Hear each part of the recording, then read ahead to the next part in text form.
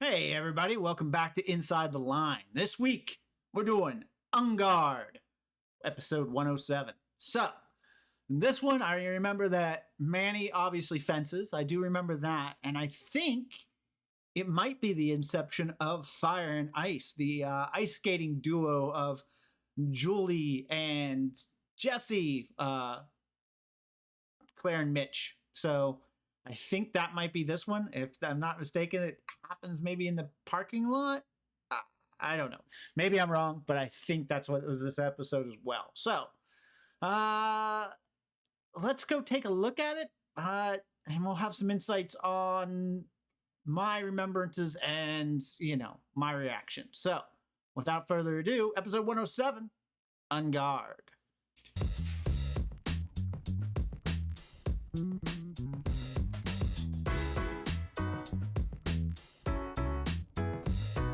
All right, we got a little bit of this going on. We got a little bit of that going on. We got a little bit of this going on. Let's get started.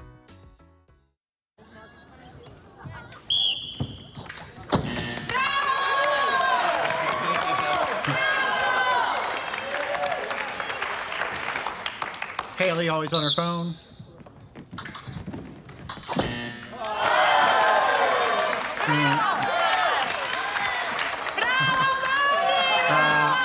Well, when I heard Manny wanted to...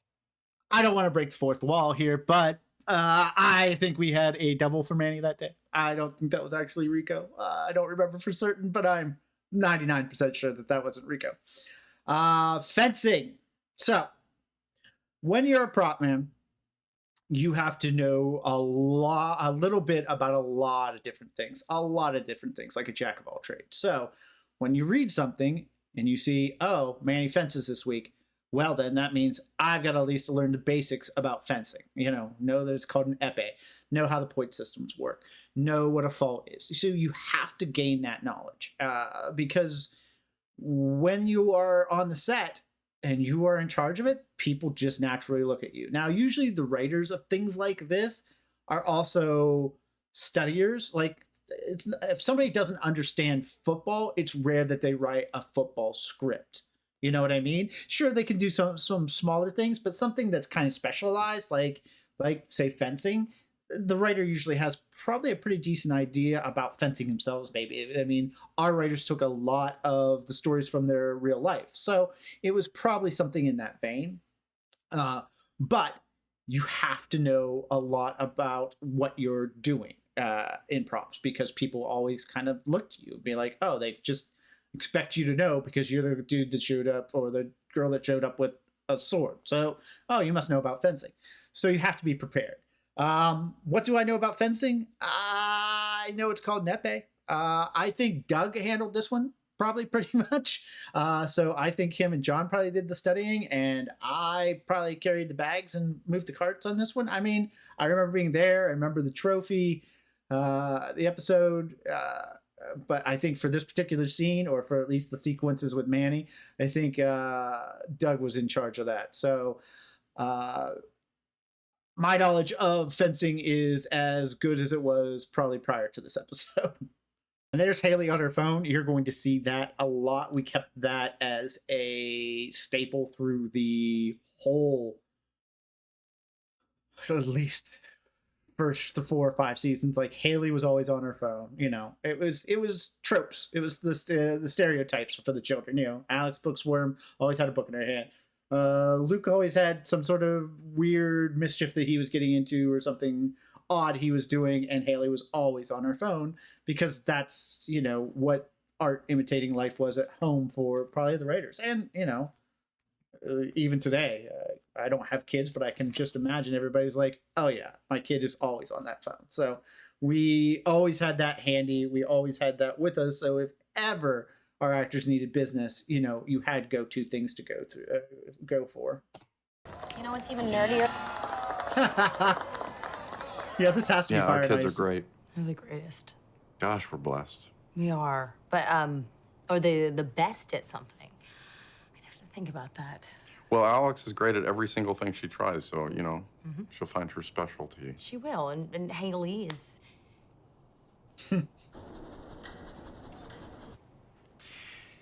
Haley is Great. so pretty. Editing. Gorgeous. Oh, gosh. Gorgeous I mean, girl. so she can meet someone who's the best at something. That's right. That's just fantastic. I think it was either probably Ryan or Christian, but to be able to have that and that pregnant pause and then cut to Haley, getting one pulled over by Alex to show that, and then to cut right back. I mean, that's just you could just have that pause in and not have that small piece in the center, and that joke still works and it's still funny.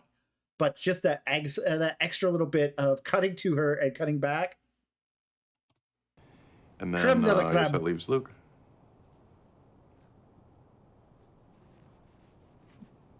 We dropped the ball a little bit on that one. Took me some time to sneak All out right. without waking her up. So, Like the first time you slept over here. I love me, a me- famous mustaches. Let's look at the mugs. People ask me, when did I know I was on a hit show? Or at least when did I feel it a little bit? Like you never know. You never know until it comes out and it's it. You don't know. We had some ideas. Like, we knew what we were doing. Like, you could look around and see the crew and be like, that was really funny, right? That was really good, right? And we would do that. And we would do that a lot. First thing is, if you laugh out loud at the script. You read you read hundreds, if not thousands of scripts. And, if you laugh out loud once or twice, that's a good sign. But when did I know that we were a hit? I walked into our craft service room, which is where we have food. And this is after we had been on the air. And it was, I think, an Entertainment Weekly article. And it said, it was a picture, and we kind of hugged things up of things we were proud of good things that were being happened and talked about on the show and things like that. And, there was actually a lot when we first came out. It was a lot throughout the whole run.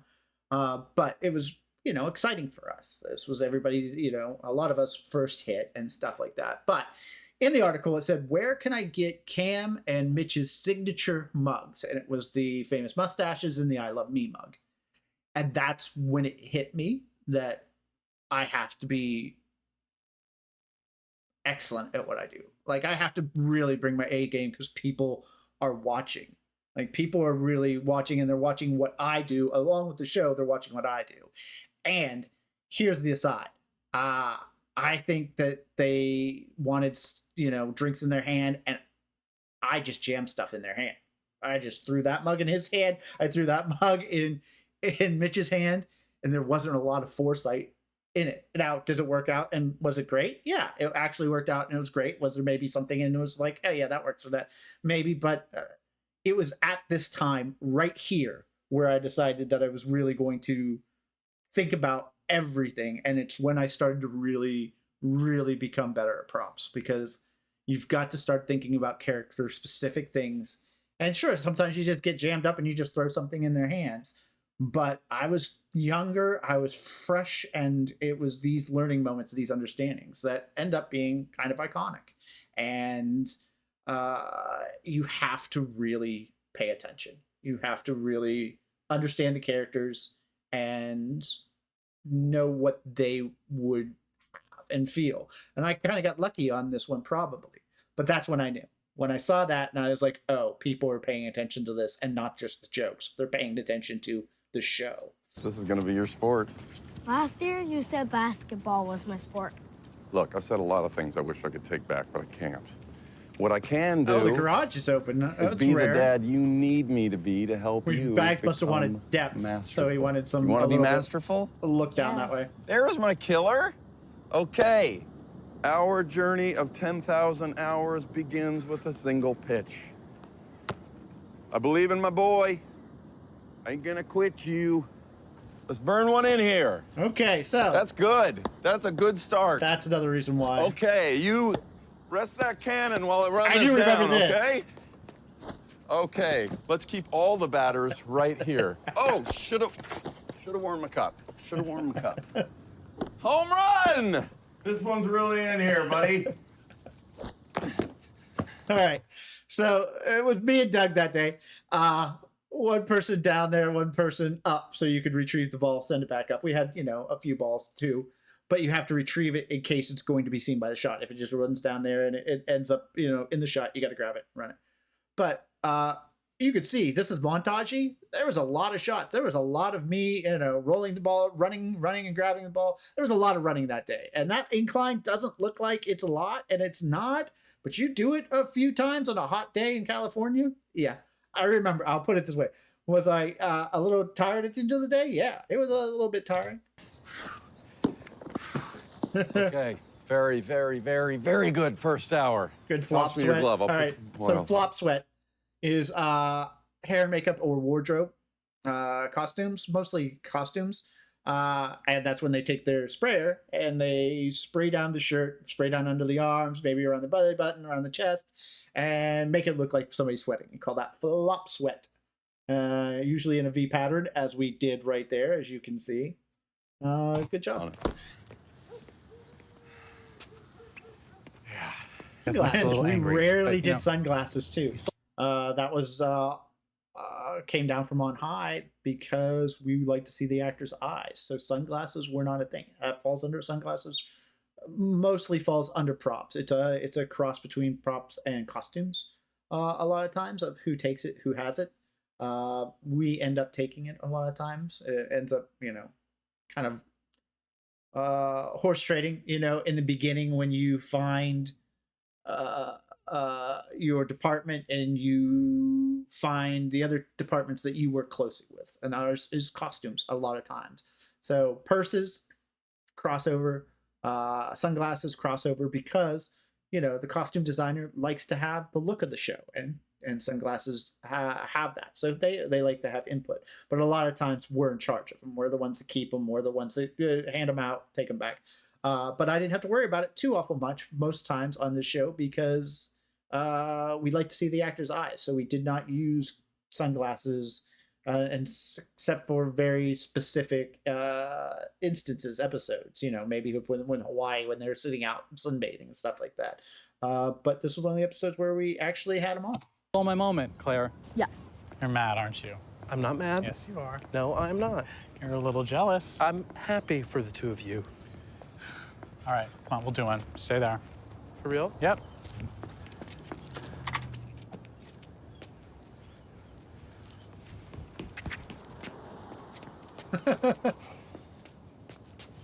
Feel better? Yeah. Oh, do me now. What are you talking about? Are you serious? Cam, no! Good out. That was a good out. All right.